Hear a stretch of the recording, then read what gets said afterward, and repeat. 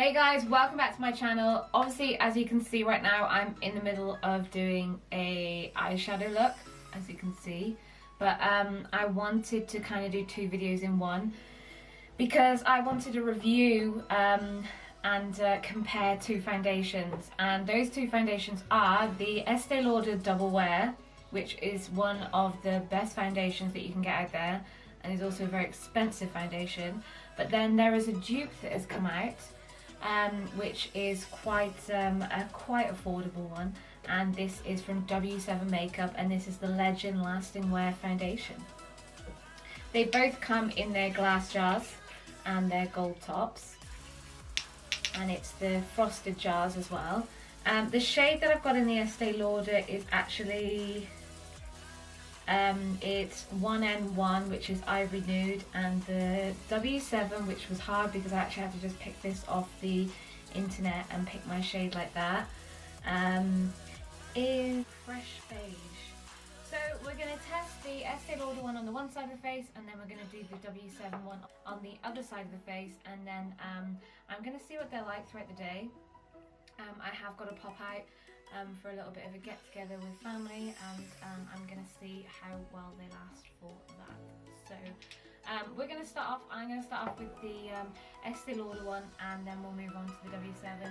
I'm just going to prime my face, and we'll just get straight into the video.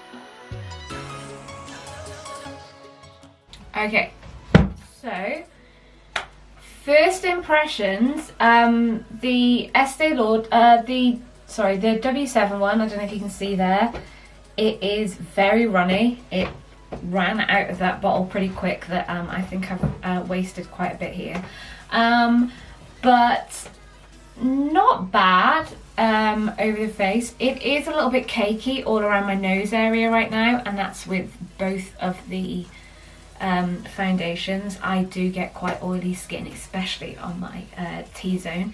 As you can see, I am shining, so I cannot wait to matte it down. But the coverage is pretty good on it, I will admit. And obviously the Estée Lauder one is amazing coverage anyway. It's definitely more matte on the Estée Lauder than the W7 one. I do kind of feel like it's gonna shine throughout the day. But yeah, so first impressions so far, not too bad. Definitely got good coverage. So I'm just gonna matte myself down and bronze myself, and then we'll come back and have a look at it.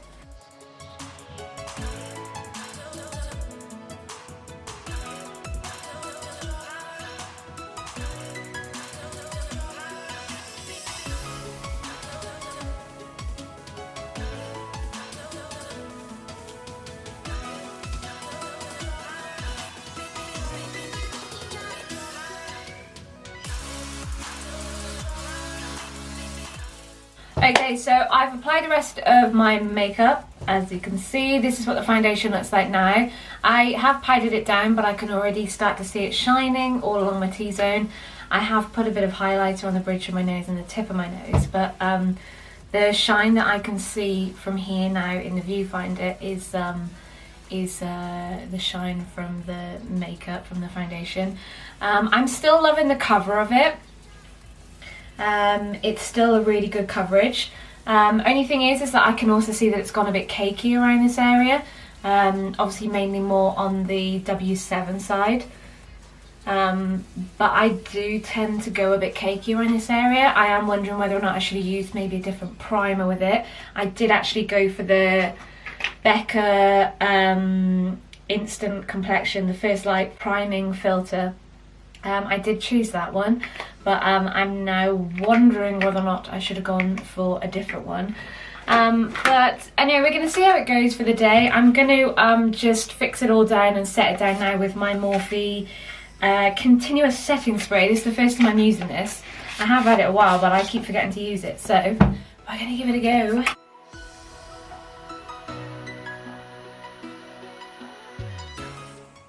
Woo!